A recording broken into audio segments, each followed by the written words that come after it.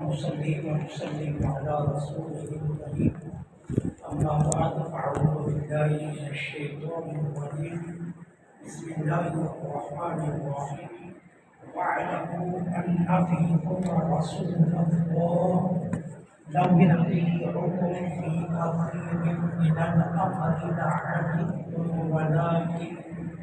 ولكن الله حبب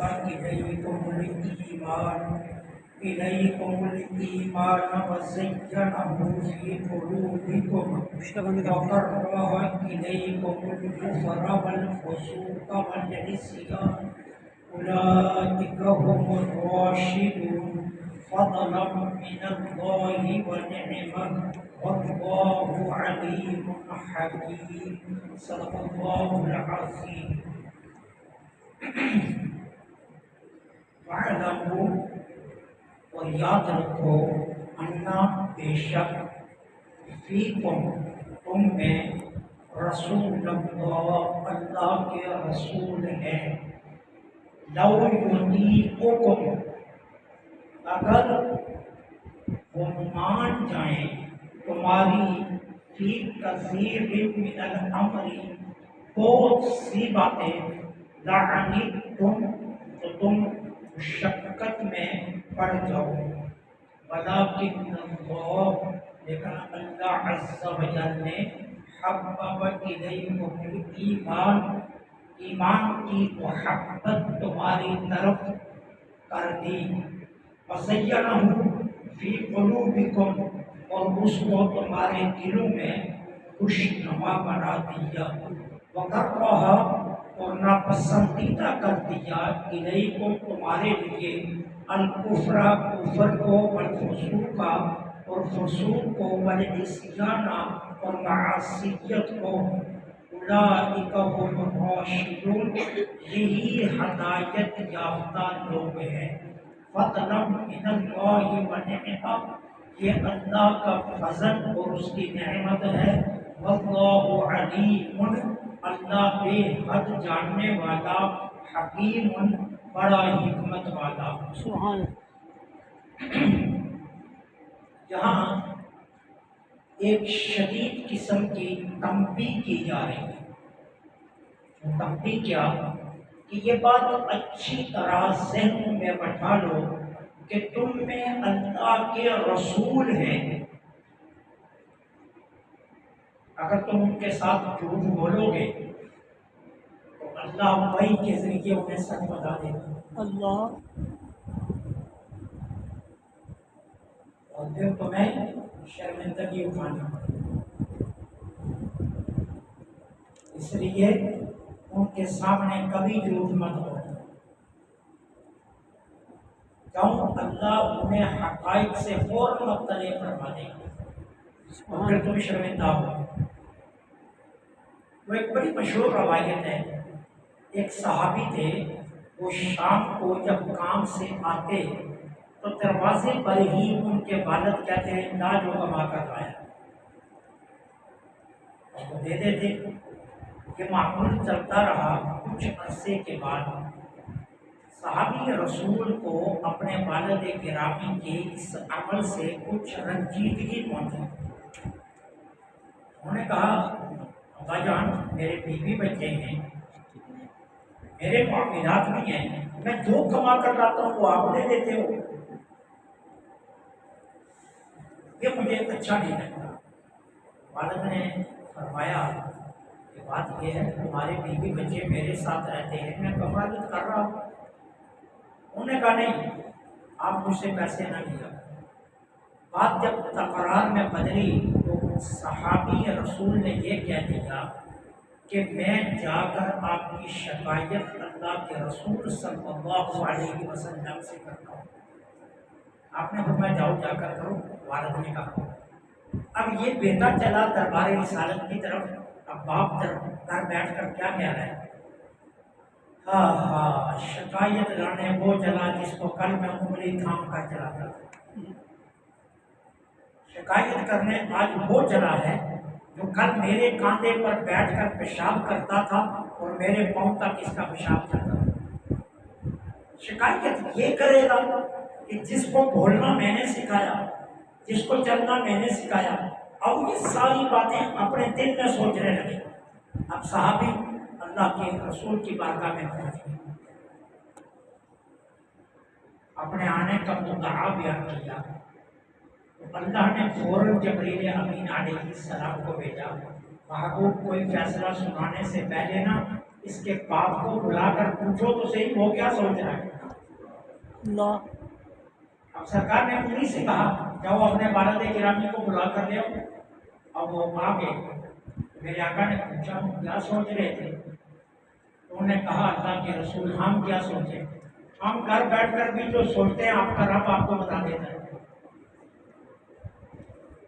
ہم اپنے گھر بیٹھ کر بھی جو سوچتے ہیں نا آپ کا رب آپ کو بتا دیتا ہے۔ آپ کو پتہ ہی ہے میں کیا سوچ رہا ہوں؟ تو یہاں بھی یہی کہا گیا کہ یہ بات اچھی طرح ذہن نشین کر لو کہ تم میں اللہ کے رسول ہیں۔ اگر جھوٹ بولا اللہ وحی کے ذریعے اپنے محبوب کو مطلع کر دے گا اور پھر تمہیں شرمندگی اٹھانی پڑے گی۔ اور اگر ولید بن عقبہ کی بات پر اللہ کے حبیب کی اتباع فرما کر اس کی تحقیق نہ کرتے اور بنو مشترک سے جنگ شروع فرما دیتے تو تم خود بتاؤ کتنے مسلمان ناحق مارے جاتے۔ اور پھر جب تحقیق کے بعد حقائق سامنے آتے تو تمہیں کتنی شرمندگی ہوتی کہ ایک جھوٹی خبر پر ہم نے کتنے مسلمانوں کا خون بہا دیا۔ اس لیے تنبیہ کی گئی کہ خبردار اللہ کے رسول کے سامنے کوئی بات جھوٹی نہ کہنا۔ اور پھر اس کے بعد مخلصین مومنین کو مخاطب کیا گیا اور کہا گیا کہ اللہ کا فضل ہے اس نے تمہارے دلوں کی طرف ایمان کی محبت ڈالی۔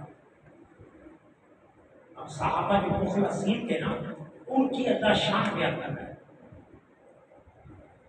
کہ یہ اللہ کا کتنا بڑا فضل ہے تم پر، اس نے تمہارے دلوں میں ایمان کی محبت ڈال دی اور ایمان کو تمہارے دلوں میں خوش نما بنا کر رکھ دیا۔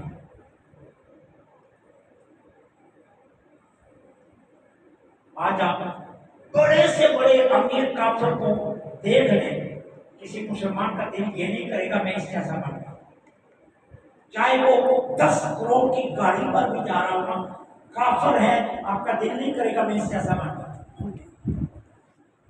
ٹھیک ہے؟ اور آپ کسی غریب ترین مسلمان کی شان سنیں آپ کا من چاہے گا میں اس جیسا بن گا۔ یہ اللہ کا فضل ہے کہ اس نے تمہارے دلوں میں ایمان کی محبت ڈالی۔ گھٹنوں تک نعمت اور مناف تک قمیض ہو، چہرے کے نقش و نگار میں کوئی ترتیب نہ ہو، رنگ کالا ہو،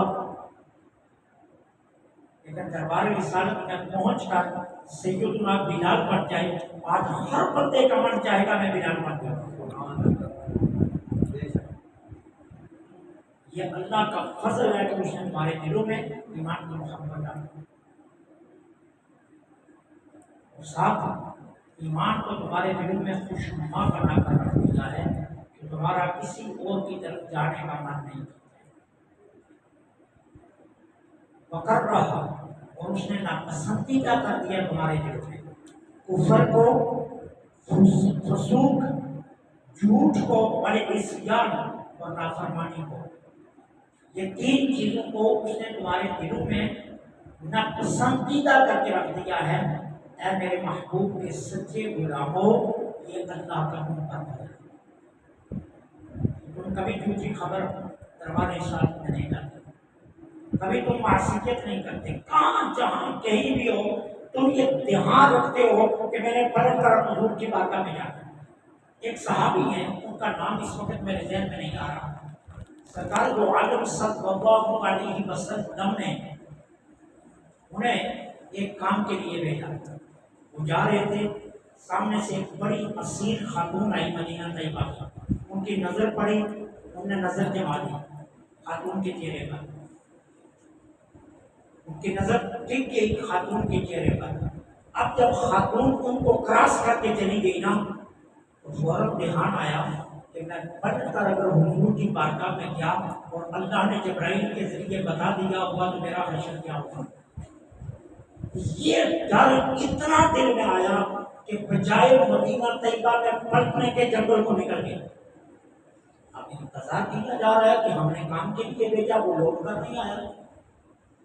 اب شام ہو گئی کہ آقا نے فرمایا اسی ڈوبو کدھر ہے. گھر پتہ کیا وہ تو گھر نہیں ہے. روز پڑوس میں دیکھا وہ روز پڑوس میں بھی نہیں ہے. اصحاب قریب سے پتہ کیا وہاں بھی نہیں ہے. بھائی کیا کدھر ہے. اب صحابہ ڈھونڈنے نکلے.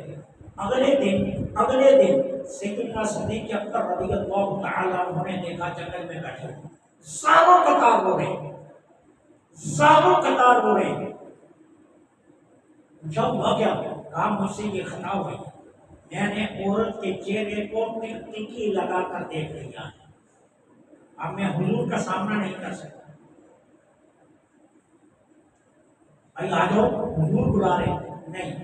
جب تک اللہ میری معافی کا اعلان نہ کرے میں واپس نہیں آؤں. پھر اللہ تعالیٰ عز و جل نے قرآن کریم میں ان کی معافی کا اعلان کیا. پھر حضرت ابوبکر صدیق جنگل میں گئے اور کہا تمہیں خوشخبری ہو اللہ نے آسمانوں سے تیری معافی کی قبولیت کا اعلان کر دیا. اب لوٹ آؤ. اللہ صحابہ بھی یہ آگے ہوگا کہ وہ اس طرح بات کو جو پوری دین ناپسند کرتے تھے کہ کیوں ہم دربار رسالت میں بیٹھنے والے ہیں اس دربار کے قابل کو ہونا چاہیے. علامہ یوسف نبہانی رحمۃ اللہ علیہ یہ امام اہل سنت مولانا احمد رضا کے ہم اصل ہیں ہم زمانہ ہیں. یہ بہت بڑے عالم بہت بڑے محدث تھے اور بہت بڑے متقی تھے. یہ مدینہ طیبہ میں یہ جتنے دن رہے مسجد نبوی کے اندر نہیں گئے. خواجہ شریف پر جانا تو بڑی جرأت ہے بہت بڑی جسارت ہے حضور کے سامنے کھڑا ہونا. یہ تو مسجد نبوی کے اندر بھی نہیں گیا علامہ یوسف نبہانی. اس نے پوچھا اتنی محبت یاد مدینہ میں اتنا روتے تھے اب آئے ہو تو اندر بھی نہیں گئے ہو. تو جواب کہتے ہیں کتے کا کام کر کے باہر ہوتا ہے اندر نہیں ہوتا. کتے کا کام ہے وہ گھر کے باہر ڈیوٹی دے وہ گھر کے اندر نہیں جاتا. میری جرمت میں حضور کا سامنا کروں کیسے کروں سرکار کے سامنے. مجھ میں ہمت کہ میں حضور کے سامنے جا کر کھڑا ہو جاؤں. نہیں میں تو اس قابل نہیں. صحابہ تھے کہ جو حضور کے سامنے بیٹھ گئے. جو مقام رسالت کو سمجھتے ہیں وہ اس انداز سے زندگیاں گزارتے ہیں. حضرت بایزید بسطامی کو اولیاء کا جبرائیل کہا جاتا ہے. خواجہ شریف پر کے سانس روک لی. سانس آنے لگی تو خواجہ شریف سے نکل آئی. کہا جہاں سانس لینا بھی بہتری ہے کیونکہ سانس کی آواز یہ بھی بے ادبی کے زمرے میں آئی. اور امام مالک جب درس حدیث دیتے تھے مسجد نبوی میں بیٹھ کر تو جب برف پڑھنے کی باری آتی تو طلبا کو اونٹوں پر انگلی رکھ کر طلبا کو کہتے تھے برف اس انداز سے پڑھنا کہ برف کی آواز نہ پیدا ہو کہیں حضور کو اس آواز سے بھی تکلیف نہ پہنچے. برف پڑھنے کی آواز پیدا نہیں ہونے دیتے تھے. جو مقامی رسالت کو سمجھتے ہیں وہ لوگوں کا آدمی ہے. وہ لوگ اس طرح کرتے ہیں. اللہ نے ان کے دلوں میں یہ بات ناپسندیدہ کر دی تھی کفر کو فسوق کو عصیان کو. اس کے بعد اللہ فرماتا ہے اولئک هم الراشدون یہی ہدایت یافتہ ہے جن کی یہ شان ہے کہ جن کے دلوں میں ایمان کی محبت ہے ایمان خوشنما ہے برائی سے نفرت کرتے ہیں. یہ وہ ہیں کہ جن کے بارے میں اللہ اعلان کرتا ہے کہ یہ ہدایت یافتہ ہے. اور ہدایت مل جائے تو فضل من اللہ ونعمہ یہ اللہ کا فضل اور اس کی نعمت. ہدایت دستار سے علم سے جھوٹے پوپے سے نہیں ملتی ہے. ممبر پر بیٹھ کر بھی بگڑا جا سکتا ہے. یہ کوئی انوکھی بات نہیں ہے. مسجد کے مصلی پر کھڑے ہو کر بھی غلط ہو سکتا ہے. ہدایت کب ملتی ہے جب اللہ کا فضل ہے. اللہ کا فضل ہو تو وہ ہدایت دے دیتا ہے، وہ چاہے تو فضیل بن عیاض جیسے ڈاکو کو ولی بنا دے، اور وہ چاہے تو منصور جیسے کو پکڑا کر سولی پر چڑھا دے، یہ اس کی اپنی شان ہے۔ اور نصرت کہتا ہے نا تمہیں ایک گورکھ دھندا ہو، اور واقعی ہی وہ ایک ایسا نظام کائنات ہے اس کا کہ جو سمجھ سے بالا، کبھی کبھی گناہگاروں کو سینے سے لگا لیتا ہے اور ہدایت کی دولت سے نواز دیتا ہے، اور کبھی کبھی بڑے بڑے ہدایت یافتہ بھی بہت جاتے ہیں۔ فضلا من اللہ بنے گا، یہ اس کا فضل اور اس کی نعمت ہے، اور ہر لمحے اس سے ہدایت کا سوال ہی کرتے رہنا چاہیے اور اس سے فضل ہی مانگتے رہنا چاہیے۔ اپنے کسی عمل پر نازاں کبھی مت ہونا، ہر لمحے یہ دعا کرنا کہ ہدایت پر استقامت رہے اور اس کا فضل شامل آئے۔ واللہ علیم حکیم، اللہ بے حد علم والا، بڑی حکمت والا ہے۔ اللہ سے دعا ہے